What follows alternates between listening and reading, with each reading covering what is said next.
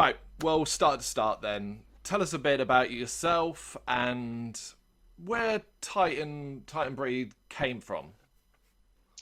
Well, basically, Tight Breed started back in 2015 now, Mm. um, and basically I'd been in a band with Pete McCoy, he was the singer in my previous band, and he's always joked around like going, oh, I'd love to play guitar in a band, Oh and yeah, eventually what happened was that previous band broke up, and because we joked about it for so long, we just kind of looked at each other and thought, well, the next logical step is, keeping going as a new band with, him playing guitar, myself on guitar, yeah, um, and also Pete had been, um, basically doing the open mic scene for a long time, playing acoustic nights, things like that, and he got to know Johnny, who's our other singer.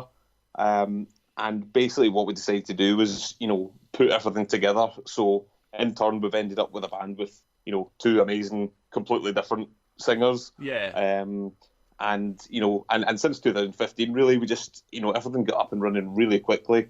And shortly after that, we got Lewis, our drummer, in. He's just a great guy. He's the baby of the band. Mm. And we were lucky enough to find Mark, our bass player, who's far too good to be playing with us. He's one of these kind of legendary bass players that's kind of holding himself back by playing with a band like us. So since 2015, which is a bit crazy to say now, but so we've been. I think it was actually May 2015, and then it was actually I think it was the following April we played our first gig. So we've been gigging since April 2016, basically. Okay, Um, so that first 2015 to 2016, I guess, was just building, right? yeah, and just writing, kind of, even though I'd been in a band with Pete before, the rest of that dynamic was, new, and it was really about kind of just writing that first batch of songs, Mm. and kind of working out what we're going to sound like. It can be very easy to presume that or go for a certain sound and think you're going to sound, like, oh, we're going to sound like Lamb of God, or we're going to sound like, whatever. But realistically, you don't know until you write that first batch of songs and Yeah. you can reflect on it. So yeah, that first year was really putting together the first batch of material, and kind of getting ready for gigging, because that was always the plan. Get gigging as soon as possible, and Yeah, yeah. you know What's the and only yeah, and way? it's yeah, that's it. So it's been great since, and we've had a lot of great opportunities up until this point. So um, and next year's hopefully going to be the biggest year yet for us. So Well, yeah, um, yeah. I mean, you haven't really stopped. I mean, so you started gigging in 2016. You did Bloodstock in 2017. yeah, Your first ever UK tour. You've opened for some big names and up and comers. So you kind of yeah, haven't stopped. yeah. I mean, we've like that. We've had the opportunity to open for some bigger bands. Yeah, like Evil Scarecrow, Mm, like great guys. Been on the scene for a good while now. We got to open for Obituary, which was amazing. yeah. And just this year we got to open for Alien Weaponry. Oh, wow, yeah. Um, and they're just unbelievable. And what was great about playing that is you can just tell they're on the cusp of just getting bigger and bigger, and considering they're all only 17 years old, it was super impressive. Was that their UK tour, as in the dates in like London, the Underworld, and that? Yeah. Yeah, so basically we actually just played the Glasgow date, so that was in back in June. So I think after that it must have been just a few days before they went and played Download Festival. Oh, right, So yeah, yeah. Yeah, so I I only think that asked because my older brother, who also writes for the site, he was at the London date, and I'm thinking, did he see you? But obviously right. not. Yeah. No, it was, to be honest, it was fairly last minute, because we weren't sure if they were bringing the support act, Oh, I. and we were kind of hoping for it, because we thought we'll go down I thought we'd be well suited with them. Mm. And of course, I was going to see them anyway. I had tickets to go anyway, so and it was just an amazing night, and the place was absolutely packed. It would have been great to join them on some of the other dates, Yeah. But I think for them it must, those first few shows must have been good warm ups for Download Festival. Yeah, I think that's imagine what it was, yeah. So Mm-hmm. you're going to keep yourself, at the moment, quite localised in Scotland, other than, obviously, you have gone out around the UK a bit more, but to begin with, has it just been make your name locally, I guess? Yeah, I mean, basically, we did our first UK tour last year with our friends in Nishima, Yeah. and that was an amazing experience for us because it was the first time that we'd played outside of Scotland, so which is always something we wanted to do, and it was really great to go and see even what some of the venues are like for Yeah. for hopefully going again, but for the most part, a lot of our gigs have been, based, either Glasgow or Edinburgh. And actually this year has probably been our quietest year. And that, that's been basically down to, we've been writing and recording the new EP. Yeah. But also, to be honest, sometimes just life gets in the way, and we've got to all get on with our day-to-day jobs at the moment, and so I think we're all ready to actually get out there and be playing a lot more gigs next year, and we've got a few kind of lined up already, which is good. So but for the most part we've been very Scotland based for the moment, but certainly we want to get down into England again as soon as possible, and hopefully beyond that. Well, you kind of summed it up, like, in regards to the fact that time is always an issue. You're a modern band. You've grown up in the changing world of the music industry. You don't release an album and sell millions anymore. You got to get out there for free and then hope someone buys your T-shirt to earn any money. So, yeah. I guess you understand the struggles better than anyone else, really. Yeah, absolutely. I mean, it's certainly harder than ever, and one of the things as well, so many people, are happy to just, watch a video from a gig the night before on YouTube, the day after the show, than, drag themselves out to go to it. So, it's harder than ever to, get people to the gigs in the first place. And, so, and like you say, it's all about selling T-shirts and merchandise, because, like that, people don't even want to pick up a CD, these days. Myself included, I'd be someone who'd have a massive CD collection, but even in the past year, I've noticed, I'm phasing that out and more to streaming, which I almost hate myself for.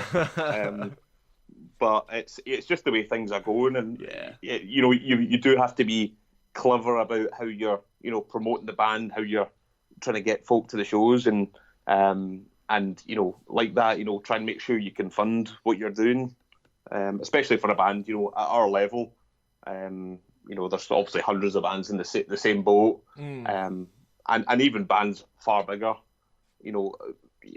Sometimes you read about them struggling and how they've, there's some bands out there. You go, how are they still working regular day jobs? It's definitely a different industry now for sure, and it is a bit of a shame. But you just have to be, cleverer and put in a bit more effort to find new ways of funding what you're doing with your band, and staying creative.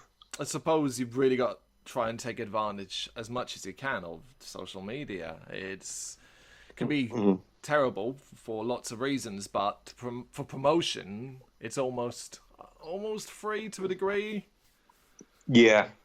I mean, that's it. It is all about social media now. In some ways, it's not even worth having a normal band website anymore, because no one's going to check into it, and I think Facebook, Instagram, YouTube, I would say, are the biggest for bands, and you do have to stay on the ball with content, and have things that people are genuinely interested in, which can be difficult, especially if, like us, we had a quiet start to the year.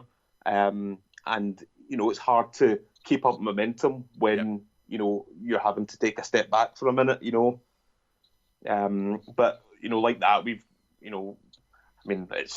we haven't actually announced it yet, but we can tell you, it's we've actually got our kind of debut music video for this new release. It's been announced tomorrow, but it'll be going out on the 8th of January, so it'll be the tomorrow. first. Perfect. Yeah. So it's it's great to know that we've got content coming up and we've got some gigs, kind of almost ready to be announced, and already I can see the next year being much fuller for us, and especially online wise, it'll be more interesting for people that are following us. So really. Sorry, go on. No, I'm just going to say, hopefully it'll be more interesting for the people that are following us. Since the year has been quiet for us, but it's going to be a totally different story. In just a couple of weeks' time. Yeah. Of course, everything's going to change within the next month and a half, really. Mm-hmm. Yeah, and we've actually. It's funny because we've got a headline show we're almost ready to announce as well. So okay, cool. It's we've got a fair bit on the cards, and it's nice to know we've got all that kind of sitting in the wing, ready to announce and kind of share. Yeah. Just like get it all ready rather than day by day. I guess this makes life easier. Yeah, and like that, going back to the being in a band and promoting yourself online, it's you almost do have to create a schedule of when things are going out. What put a time scale on things. Mm-hmm. Otherwise, people are going to get bored, going, well, this band haven't done anything for 2 years. No, why am I following them? Kind of thing. I'm not in a band, but we run a YouTube channel, and this time last year, it was nothing. So we kind of changed tact, and we're like, okay, what do we need to make it better? What do we need to improve? And the thing that people kept saying was consistency. So throughout this year, we've been consistent, to the point now where we have a schedule that's 2 months in advance with videos recorded for 2 months' time, just because people get bored. Yeah. Well, you sound organised. Maybe we should get you to, do our schedule. Oh God. but that's it. You do have to be ahead of the ball, and like that. People are more interested when they know that they get to be familiar that you are consistent. Yeah. It is the only way to do it, and and we've kind of learned that certainly in the past year. So we're kind of gearing up for a busy 2020, which is exactly what we want. Well, ultimately, as a band, the other interesting aspect is new music that has to come, and obviously you've got a new EP, 14th of February. That's Valentine's Day, isn't it? Yeah. Yeah, it seemed like a good a date as any, Some love songs on there. Yeah. Oh, yeah. I can see the track list right in front of me. Yeah. so tell us about what I guess kind of went into making this EP. Basically, we used the majority of this year for writing, and I think actually there was only. I'm trying to think now. There was bits and pieces of certain songs that existed before the beginning of this year. Okay. And there's a song called "The Key to Fear" which we've been playing for quite a long time, and it was one of these songs that was finished just after we released the first EP, so it could have very nearly been on that one. But it's a song that's been strong enough. We've kept it in the set since then. And yeah, so basically this year we decided really to take our time and make sure we were upping the game as far as the quality of the recording and the and the songwriting, of course. So our bass player Mark, he's a wee bit of a sound engineer, so he actually recorded the whole thing.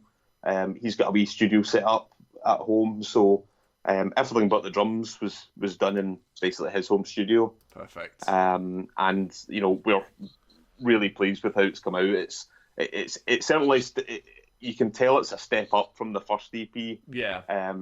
And because I always find personally, if you have a band and their first album, you absolutely love it, you love the production of it, and then they release the next one and it sounds weaker. Yeah, there's something there that's always a bit of a letdown. So we wanted to be sure that it sounded, similar but a step up. And I think we've really done that. I'm so pleased with it. And it's that way. I'm almost sick of having to sit on it and not having it out now. Yeah, we talked to a lot in interviews, and particularly in the lead up to releases, and the same opinion always comes out, which is just how desperate the artists yourselves get to just wanting to get it out. You're forced to talk about it non-stop, and it's still 14th of February. Yeah, that's it. And it's because some of the songs, like, I mean, they in some ways they feel old to us now because we've had them since the beginning of the year, and so it's you're kind of thinking, God, songs that you might think, we've been playing these. In fact, like the Key to Fear, we've been playing that song for a couple of years, but this will be the first time there'll be a recorded version of it out, and it's funny because we would class it as an old song, but like you say, there's still 2 months before it's coming out, so sell it as new as well. Yeah, exactly. So it's and luckily it's still a song that we still like playing, and but we're just so pleased with how it's come out, and it is really difficult to sit on it. Even the music video, we actually recorded that with Sean, he basically his company's Loki Films, so he's worked with Fozzy, I think Lacuna Coil and some other big bands. So we got him to do our music video, and so again we've been sitting in that for months, and the temptation to just release it is it's been so tempting. Yeah. But again, you've got to keep to your schedule and put the music out and build the momentum. Yeah. But yeah, again, just can't wait to get the ball rolling and have it out there and see what people think about it, and of course hopefully get some new fans from it. Talking of which, do you put much weight? Do you much score into reviews? We're not just talking like fans sort of saying, "Oh, I really like it" to you, but your online critics and so on. Do you care about that side of things? To be honest, it's not really. I mean, I always find that we're just writing for us, in the hope that other people like the songs. And again, that might sound really cliche, but I think you've got to be your biggest own fan. And like because at the end of the day, I want to write music that I actually want to put on and listen to. So, and I suppose we've been quite lucky that the reviews we had for the first EP were, for the most part, really positive. I'm trying to think if we've had any bad reviews I can remember. But no, it's generally it's not something that we are bothered about. Of course, we want to get a good name and out there, and but it's not something that would affect the way we write songs or how we perform on stage. It's but I have to say I do like sometimes you might get a review where someone compliments something in particular, so in the back of your mind you kind of go, well, that's worked and people seem to be liking that. So it sometimes maybe subconsciously it's swaying things, but definitely as far as writing, we're just writing for us, write music that we want to listen to, and in turn hopefully others do as well. Well, it's the only way you can do it. And the thing about reviews, I'm criticising myself here, but is that it's one person's opinion. That's it, Yeah, that's it. And obviously for bigger bands like some of them must get they'll get to know as over the years as they release albums. There's probably certain reviewers that will never like that band. Yeah. And then they're like, oh, I've got to write about this band again, and like that. It's one person's opinion, but a lot of people take that as gospel, and so it is really difficult. And I mean, I guess the good thing now is when reviews come out, if you like the sound of the band, you can listen to it straight away. Whereas even back in the days, like I remember buying, Metal Hammer magazine, and you'd read a review and go, "Oh, I might like that." Yeah. So, but you'd have to make the effort to go out, buy the CD, and hope you liked it when you go home. Whereas, now you can make the judgment without spending any money. Absolutely. Yeah. But it's yeah, I mean it's interesting, like you say, for yourself as a reviewer, that must change things as well, and it's but for us, it's we always try and take the positives from any reviews, and but as long as it's yeah. constructive, right? If you're going to get criticism, as long as it's constructive and it's not just someone saying this is rubbish, I hate this band, Yeah, that exactly. Like if it was constructive and fair, we would take it on board and go, you know what, we were terrible that night, or whatever, like we had a gig last year, when we were on tour in Nishima, and we're actually playing in Workington, and we blew the power in the venue twice in our set, and it was like, but luckily, like one of the reviews I read, they actually, they obviously totally understand that, that it was just one of these things, but there's nothing to kill the vibe of, when you're halfway through a song and everything's gone. But it happened twice as well. So things are always going to happen. And review wise, for the most part, I think most reviewers are really understanding, and I think they want to be constructive as well. I don't think any reviewer is going to build a good reputation by slating bands for the sake of it. Absolutely, yeah. And ultimately as well, it's kind of just like, and one man's poison is another man's, what do they say? One man's poison is another man's. I don't know what the saying is, but no, that saying... maybe wine.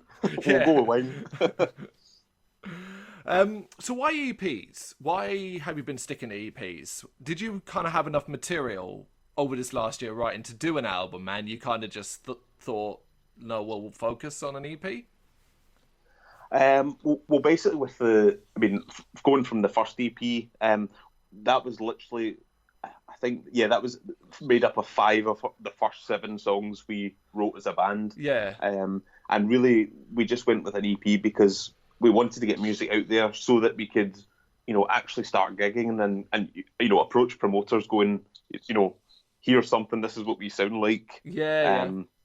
But this, for the EP this time, we actually just set ourselves a time limit, and we said, right, we've got 6 months and we'll go with, if we've got an album's worth of material, we'll do an album. If we've got an EP's worth, we'll do an EP. Okay.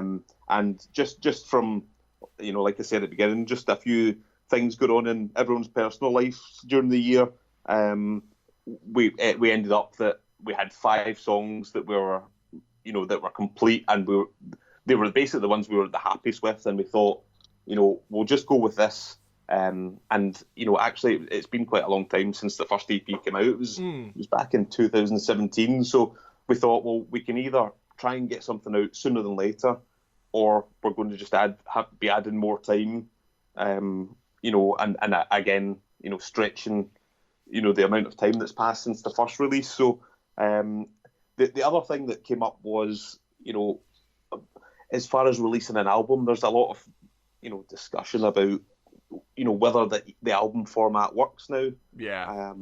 And that was something we spoke about a lot, because personally, I love when I can get an album that is just amazing back to front. But we kind of realised, a lot of people will just would like music more consistently. So our thought was, right, we'll put out the EP this time with the intention of, again, following that process of, in the next, 4 to 6 months, how many songs are we going to have then, and then just record it and get it out again. Yep. And that again syncs up with the whole social media being consistent. Yep. And we want to be the same way with the music going forward. So, hopefully an album is on the cards at some point, but we'll just have to, see what the feedback's like when Legacy comes out, and, and if the EP thing feels like it's working, we'll probably do that again. Yeah, yeah. But yeah, it seems to be something a lot of bands are going for now.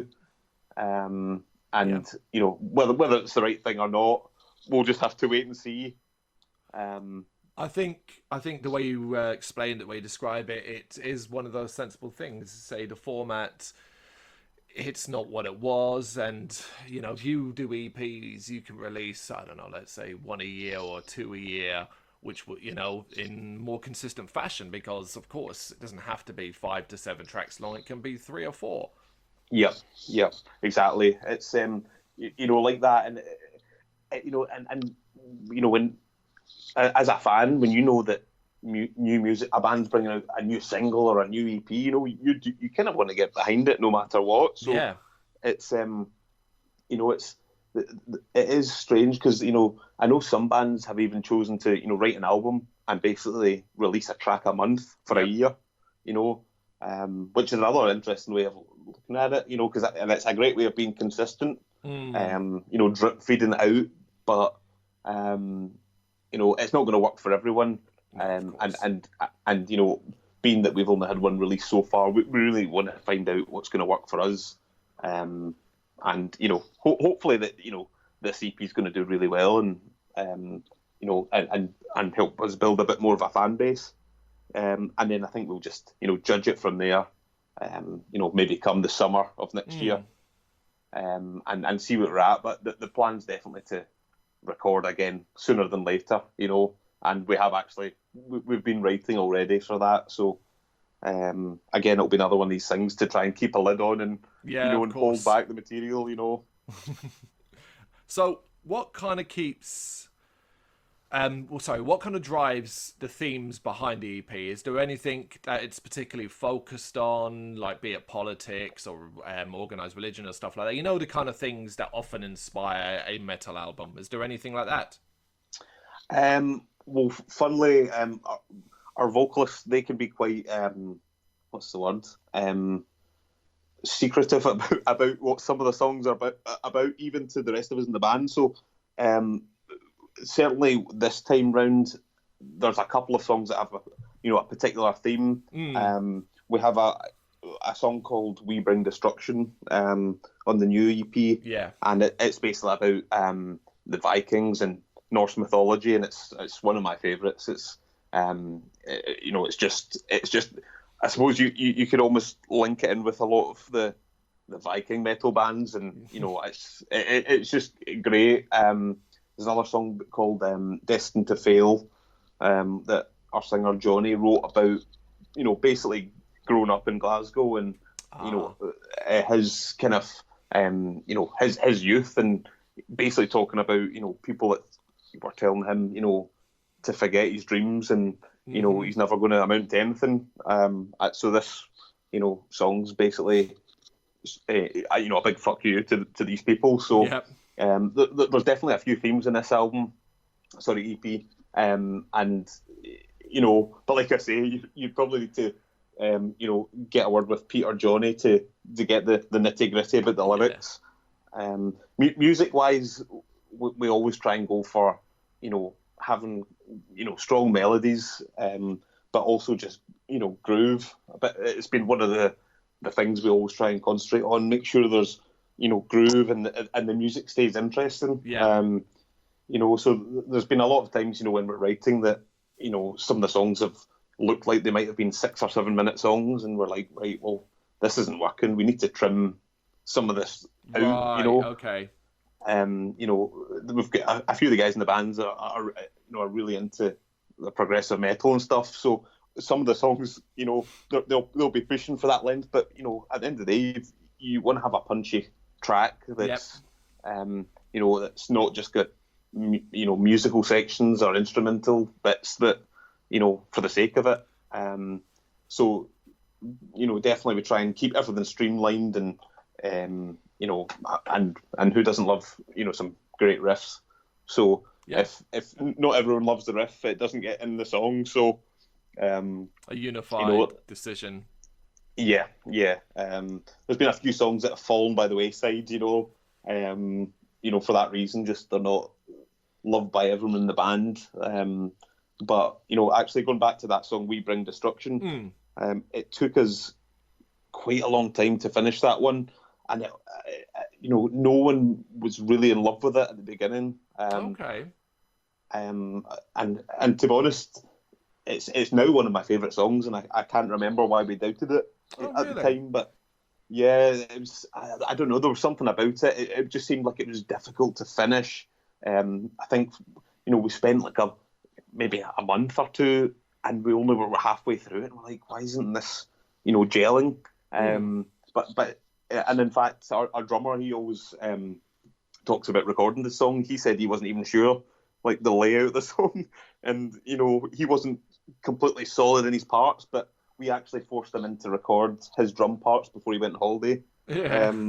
So we were like, look, you need to do this now because well, we've got the chance. So he went in, did his best, and luckily it's turned out to be one of the strongest tracks on the EP. So do you think you like it so much now because of the amount of effort that was put into it? Yeah, I think so. And I think maybe because my expectation was so low about it initially. But I think as well, what really turned it round was when Pete and Johnny, were writing the lyrics and decided to just go full blown Viking Norse mythology and just completely committed to that theme. And we've never had anything like that before, so. I think it just made it, so much more interesting, and it's, it really tells a story through the song. So it's, I think you're right though. It's, it's definitely because it was such a struggle. Yeah. It's come out as one of the favourites, and it seems to be going down well live because we've been playing it the last few gigs, and it seems to get a really good reception. So. Hopefully it'll develop into a live favourite once the EP actually comes out. Well, for everyone that's listening to this interview afterwards, I would, without having put it into words yet, I can confirm it is a banger. Oh, thanks so much, Duff. It's great because there's only a handful of people that have heard at this point. It's out for review to people like yourself. So we're so proud of it, and if there's anyone listening to this that's not sure what to expect, it's just there's 5 solid tracks. They're all heavy. They've all got big riffs, and the production on it is great. It's not to toot my own horn, but I love it, and it's turned out great. Absolutely, toot your own horn, man. It's your music. You should be very, very proud of it. As you say, it's 24, 25 minutes. If you can't spare 25 minutes of your day to give this a go, well... Exactly. That's it. It's your train journey to work, your drive to work. It's, give it a go, and, and hopefully we'll be, down in the, doing another tour during the year. And we'll be down potentially in your city, so give it a listen and and let us know what you think. Yeah,